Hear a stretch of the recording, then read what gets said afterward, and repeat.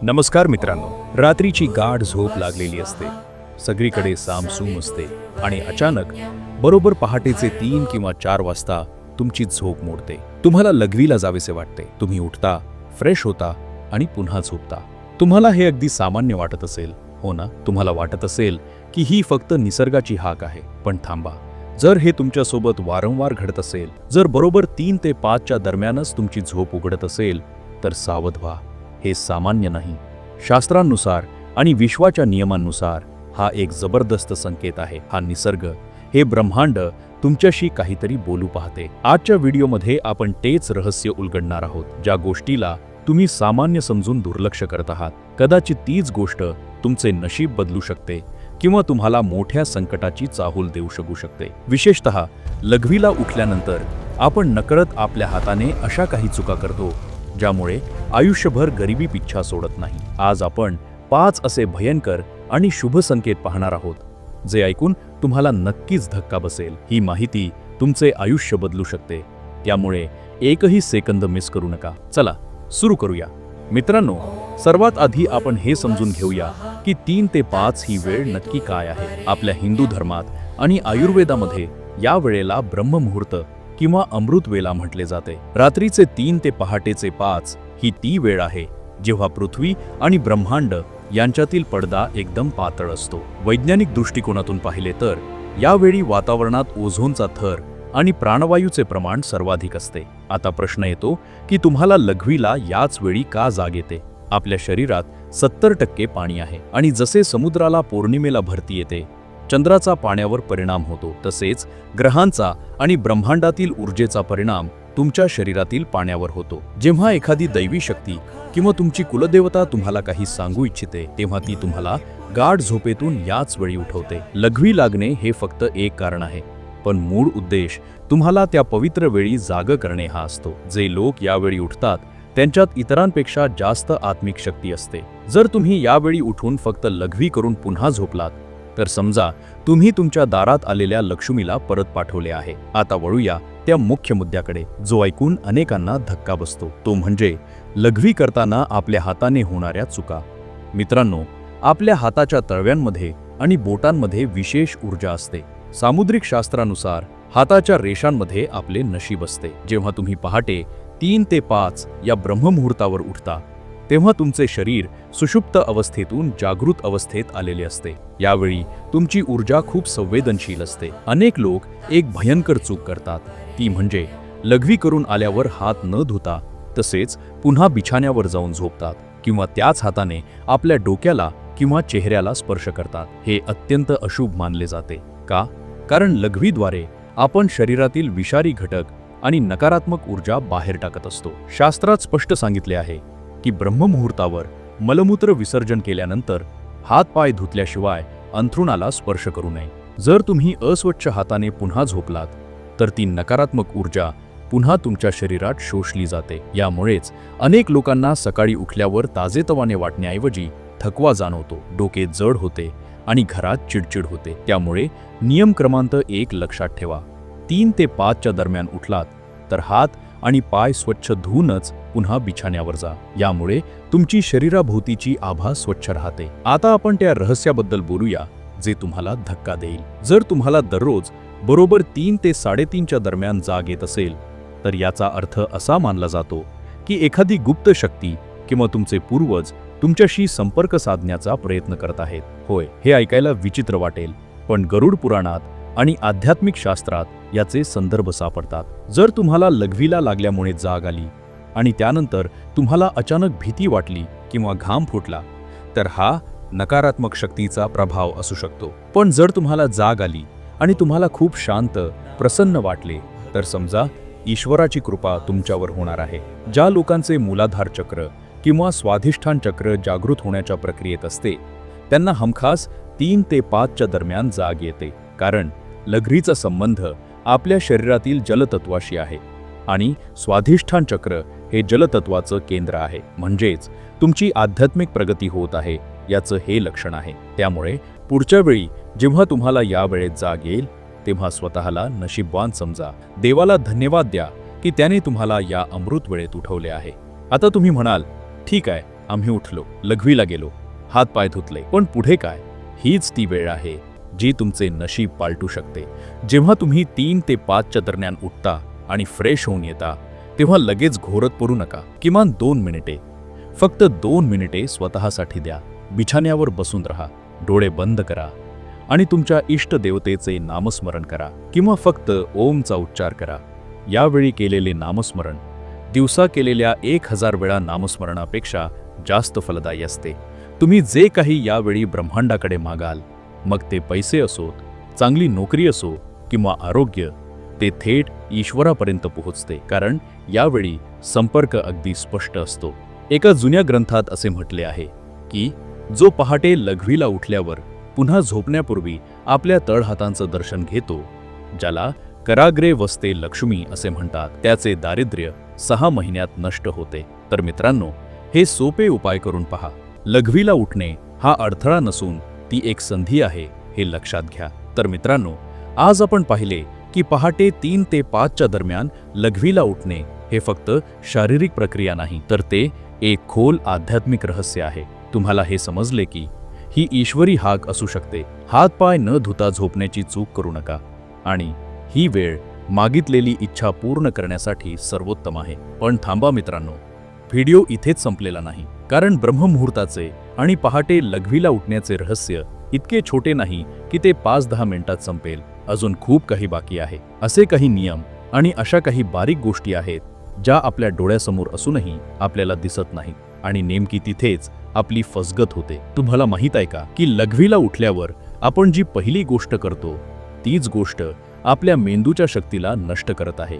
होय, तुम्ही बरोबर ऐकले. आपण आता थोड्याशा खोलवर आणि गंभीर विषयाकडे वळणार आहोत.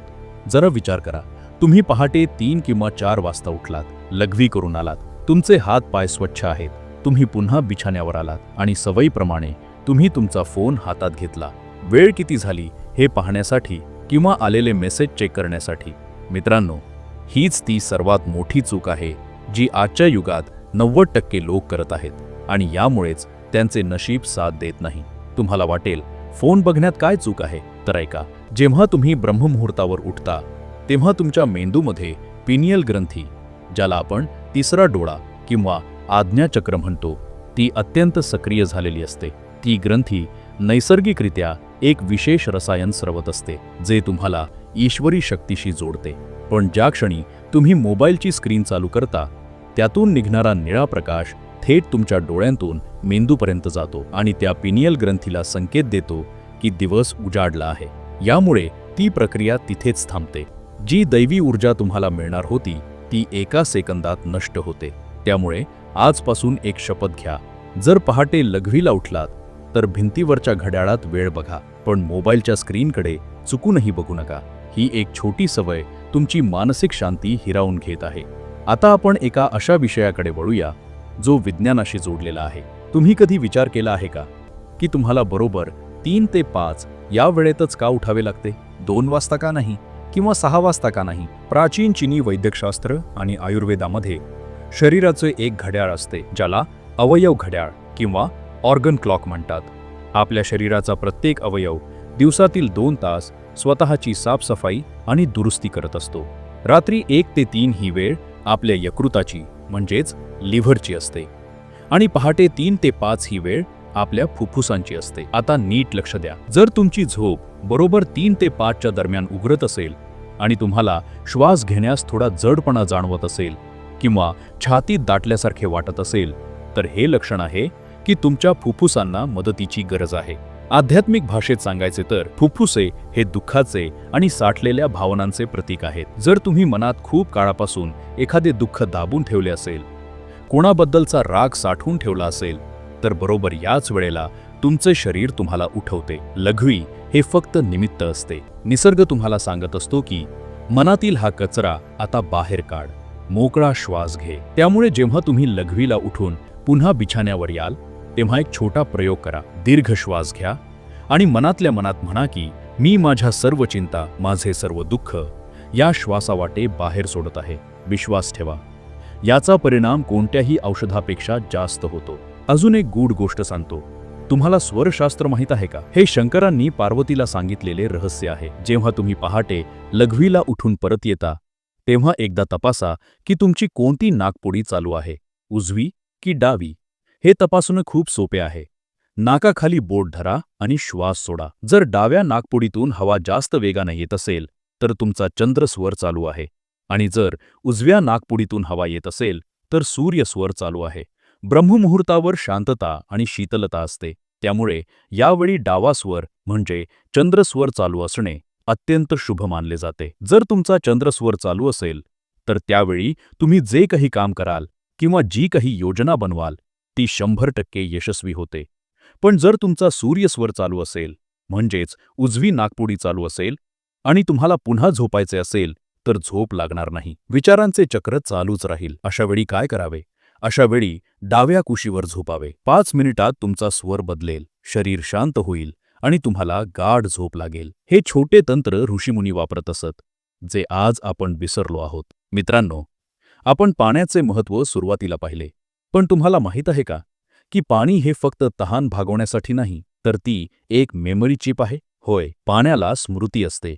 डॉक्टर मसारू इमोटो यांनी यावर मोठे संशोधन केले आहे. जेव्हा तुम्ही पहाटे लघवीला उठता आणि तहान लागली म्हणून पाणी पिता तेव्हा तुम्ही काय विचार करता हे खूप महत्त्वाचे आहे. अनेक लोक अर्धवट झोपेत चिडचिड करत किंवा मनात भीतीचे विचार आणत पाणी पितात. ते पाणी जेव्हा तुमच्या शरीरात जाते तेव्हा ते त्याच नकारात्मक भावना शरीराच्या प्रत्येक पेशीपर्यंत पोहोचवते आणि मग आजारपण येते. यावर उपाय काय? तुम्ही रात्री झोपताना तुमच्या उशाशी एका तांब्याच्या भांड्यात पाणी ठेवत जा. तांबे हे धातू ऊर्जेला शुद्ध करतो, आणि जेव्हा पहाटे तुम्हाला लघवीला उठल्यावर तहान लागेल तेव्हा ते तांब्याच्या भांड्यातील पाणी हातात घ्या. पिण्यापूर्वी फक्त एक क्षण त्या पाण्याकडे प्रेमानं बघा आणि मनातल्या मनात म्हणा, हे पाणी माझ्या शरीरासाठी अमृत आहे. हे पाणी मला आरोग्य देत आहे. आणि मग ते पाणी प्या. पहाटेच्या त्या शांत वेळेत दिलेला हा एक सकारात्मक संदेश तुमचे शरीर आतून पूर्णपणे बदलून टाकेल. हे जादू नाही, हे शास्त्र आहे. आता थोडं वास्तुशास्त्राबद्दल बोलूया. अनेकदा असे होते की लोकांना लघवीला उठावे लागते, पण बाथरूमची दिशा चुकीची असल्यामुळे घरात दारिद्र्य येते. तुम्ही म्हणाल, आता बाथरूमची दिशा आम्ही कशी बदलणार? ते शक्य नाही. बरोबर आहे, पण काही छोट्या गोष्टी तुम्ही करू शकता. सर्वात महत्त्वाचा नियम म्हणजे लघवी करताना तुमचे तोंड कधीही पूर्व किंवा पश्चिम दिशेला नसावे. उत्तर किंवा दक्षिण दिशा लघवी करण्यासाठी उत्तम मानली जाते. जर तुमच्या घरात कमोड अशा पद्धतीचा असेल की तुमचे तोंड पूर्वेला होत असेल तर किमान मान थोडी वळवून लघवी करा, कारण पहाटेच्या वेळी सूर्याची किरणे किंवा चुंबकीय ऊर्जा पूर्व आणि पश्चिमेकडून प्रबळ असते. त्या प्रवाहाच्या विरुद्ध दिशा करणे शास्त्रात निषिद्ध मानले आहे. आणि सर्वात महत्त्वाचे, तुमच्या बाथरूमचा दरवाजा नेहमी बंद ठेवा.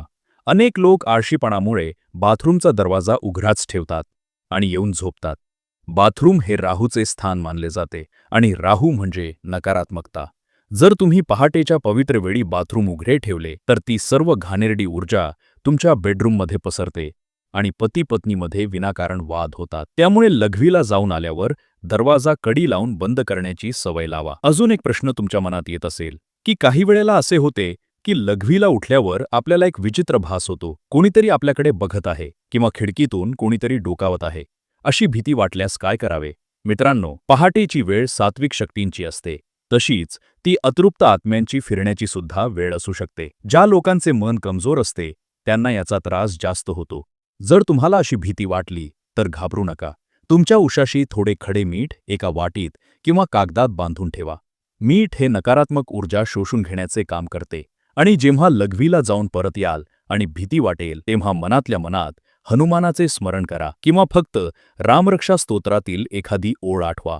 आवाजाची गरज नाही, मनाची शक्ती खूप मोठी आहे. तुमच्या आजूबाजूला एक संरक्षक कवच तयार होईल. आपण आतापर्यंत शारीरिक आणि मानसिक गोष्टी पाहिल्या. आता थोडासा फायदा करून घेऊया. होय, फायदा. पहाटेची वेळ ही मॅनिफेस्टेशन म्हणजेच इच्छापूर्तीसाठी सुवर्णकाळ असतो. तुम्ही लॉ ऑफ अट्रॅक्शनबद्दल ऐकले असेलच, पण ते काम कधी करते? जेव्हा तुमचे मन शांत असते. दिवसभर आपल्या मनात हजारो विचार असतात, त्यामुळे आपले संदेश विश्वापर्यंत पोहोचत नाहीत. पण पहाटे 3 ते 5च्या दरम्यान जेव्हा तुम्ही लघवीला उठून परत येता तेव्हा तुमचे सबकॉन्शियस माइंड म्हणजेच अंतर्मन 55% जागृत असते. हीच ती वेळ आहे तुमच्या स्वप्नांचे बी पेरण्याची. तुम्हाला घर घ्यायचे आहे, गाडी घ्यायची आहे किंवा निरोगी व्हायचे आहे, तर लघवीवरून आल्यावर पांघरूण अंगावर घेताना डोळे मिटून फक्त कल्पना करा की ती गोष्ट तुम्हाला मिळाली आहे. ती गोष्ट मिळाल्यावर तुम्हाला किती आनंद झाला आहे, तो आनंद अनुभवा. फक्त 30 सेकंद हे करा आणि झोपी जा. तो विचार थेट तुमच्या अंतर्मनात जाईल आणि तुमचे अंतर्मन संपूर्ण शक्तीनिशी ती गोष्ट तुमच्या आयुष्यात आणण्यासाठी कामाला लागेल. ज्या लोकांनी हे तंत्र वापरले आहे त्यांच्या आयुष्यात चमत्कार घडले आहेत. कधीकधी असे होते की लघवीला उठण्यापूर्वी आपल्याला एखादे स्वप्न पडलेले असते. ते स्वप्न धूसर असते, पण काहीतरी संकेत देत असते. पहाटे पडलेली स्वप्ने ही भविष्याचे आरसा असतात. आपल्या पूर्वजांनी स्वप्नशास्त्र लिहून ठेवले आहे. जर तुम्हाला स्वप्नात स्वच्छ पाणी, नदी किंवा पाऊस दिसला आणि त्यानंतर तुम्हाला लघवीला जाग आली, तर समजा लवकरच तुमच्या हातात पैसा येणार आहे. हे खूप शुभ लक्षण आहे. पण जर स्वप्नात गढूळ पाणी, चिखल किंवा कोरडी नदी दिसली, तर मात्र तुम्हाला सावध राहण्याची गरज आहे. हे आरोग्याच्या तक्रारीचे लक्षण असू शकते. तसेच जर तुम्हाला स्वप्नात साप दिसला आणि तुमची झोप उघडली, तर याचा अर्थ तुमची कुलदेवता किंवा तुमचे रक्षण करणारे दैवत तुमच्याकडे लक्ष वेधून घेण्याचा प्रयत्न करत आहे. कदाचित तुमचा एखादा नवस फेडायचा राहिला असेल. त्यामुळे लघवीला उठल्यावर जर स्वप्न आठवले, तर त्याचा अर्थ नक्की शोधा. निसर्ग तुमच्याशी सांकेतिक भाषेत बोलत असतो. ती भाषा समजून घ्यायला शिका. मित्रांनो, आपण या विषयाच्या खूप खोलात गेलो आहोत, पण काही व्यावहारिक गोष्टीसुद्धा समजून घेणे गरजेचे आहे. ज्यांना वारंवार लघवीला उठावे लागते त्यांनी संध्याकाळी 7 वाजल्यानंतर पाण्याचे प्रमाण थोडे कमी करावे. जेवताना खूप तिखट किंवा मसालेदार पदार्थ खाणे टाळावे, कारण यामुळे शरीरात उष्णता वाढते आणि झोप मोड होते. तसेच रात्री झोपताना पाय स्वच्छ धुवून आणि पायाच्या तळव्यांना थोडे खोबरेल तेल किंवा तूप लावून झोपल्यास गाढ झोप लागते आणि पहाटेची जाग प्रसन्न असते. पायांना तेल लावल्यामुळे शरीरातील उष्णता कमी होते आणि डोळ्यांना थंडावा मिळतो. तुम्ही पाहिलं, लघवीला उठणे ही किती साधी गोष्ट आहे, पण त्यामागे किती प्रचंड विज्ञान, अध्यात्म आणि मानसशास्त्र दडलेले आहे. आपले आयुष्य हे अशाच छोट्या छोट्या गोष्टींनी बनलेले असते. आपण मोठे बदल करण्याची वाट पाहतो, पण खरे बदल हे आपल्या रोजच्या सवयींमध्ये लपलेले असतात. पहाटे 3 ते 5 ही देवाची वेळ आहे. या वेळेला शाप देऊ नका, या वेळेचा राग करू नका. उलट या वेळेचं स्वागत करा. जगातले जितने महान लोक झाले आहेत, मग ते संत असोत, शास्त्रज्ञ असोत किंवा मोठे उद्योगपती, त्या सर्वांनी या वेळेचं महत्त्व ओळखले होते. ते या वेळेत जागे असायचे. तुम्हाला जर निसर्ग स्वतःहून उठवत असेल, तर याचा अर्थ तुमची लायकी आहे त्या महान लोकांच्या यादीत जाण्याची. फक्त स्वतःला ओळखा. आजची रात्र तुमच्यासाठी एक परीक्षा असेल. बघूया आज रात्री कोणाकोणाला 3 ते 5च्या दरम्यान जाग येते, आणि ज्यांना जाग येईल ते आज आपण चर्चा केलेले नियम पाळतात का? हातपाय धुतात का? मोबाईलपासून दूर राहतात का? आणि 2 मिनिटं स्वतःच्या आत्म्याशी संवाद साधतात का? जर तुम्ही हे केले, तर उद्याची सकाळ तुमच्यासाठी नेहमीसारखी नसेल. उद्याच्या सूर्यकिरणांमध्ये तुम्हाला एक नवी उमेद दिसेल. तुमच्या चेहऱ्यावर एक वेगळेच तेज असेल आणि सर्वात महत्त्वाचं म्हणजे तुम्हाला आतून शांत वाटेल. आणि जिथे शांती असते तिथेच ईश्वर असतो आणि तिथेच सुख असते. ही माहिती, हे ज्ञान फक्त ऐकून सोडून देऊ नका. हे आचरणात आणा, कारण ज्ञान तेच श्रेष्ठ असते जे कृतीत उतरवले जाते. आणि अजून एक विनंती, हे ज्ञान तुमच्यापुरते मर्यादित ठेवू नका. तुमच्या घरातल्या लहान मुलांना, तुमच्या जोडीदाराला हे सांगा, कारण संस्कार हे घरातूनच सुरू होतात.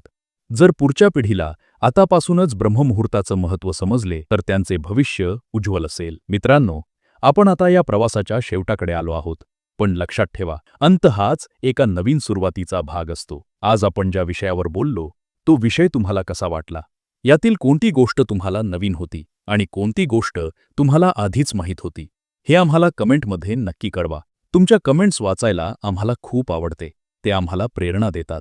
तुमच्या मनात जर काही शंका असतील किंवा तुम्हाला असेच काही वेगळे अनुभव आले असतील, तर तेही मनमोकळेपणानं मांडा. आपण सर्वजण एकाच कुटुंबाचं भाग आहोत आणि एकमेकांच्या अनुभवातूनच आपण शिकत असतो. चला तर मग आजची रात्र एका संकल्पाची रात्र करूया. आजपासून लघवीला उठणे हे संकट नाही, तर संधी मानूया. देवाने दिलेला तो एक मिस्ड कॉल आहे असे समजूया आणि त्याला कॉल बॅक करूया आपल्या प्रार्थनेने, आपल्या शुद्ध आचरणाने. तुमच्या सर्वांचं आयुष्य सुखमय, आरोग्यदायी आणि समृद्ध होवो, हीच त्या जगन्नियंत्या चरणी प्रार्थना. लवकरच भेटू एका नवीन आणि अशाच रोमहर्षक विषयासोबत. तोपर्यंत स्वतःची काळजी घ्या, निसर्गाच्या संपर्कात रहा आणि आनंदी रहा. धन्यवाद. तुम्हाला आजचा हा व्हिडिओ कसा वाटला? तुम्ही सुद्धा पहाटे 3 ते 5च्या दरम्यान उठता का? आणि उठल्यावर तुम्हाला कसे वाटते? भीती वाटते की प्रसन्न वाटते? मला कमेंट बॉक्समध्ये नक्की सांगा. तुमच्या कमेंट्स वाचून आम्हाला कळेल की किती लोकांवर देवाची कृपा आहे. जर तुम्हाला ही माहिती महत्त्वाची वाटली असेल तर हा व्हिडिओ आपल्या जवळच्या लोकांसोबत, आपल्या नातेवाईकांच्या ग्रुपवर नक्की शेअर करा. कारण कुणास ठाऊक, या एका माहितीमुळे कुणाचे तरी आयुष्य बदलू शकते. जाता जाता व्हिडिओला लाईक करायला विसरू नका आणि अशाच रहस्यमयी माहितीसाठी आपल्या चॅनलला सबस्क्राईब नक्की करा.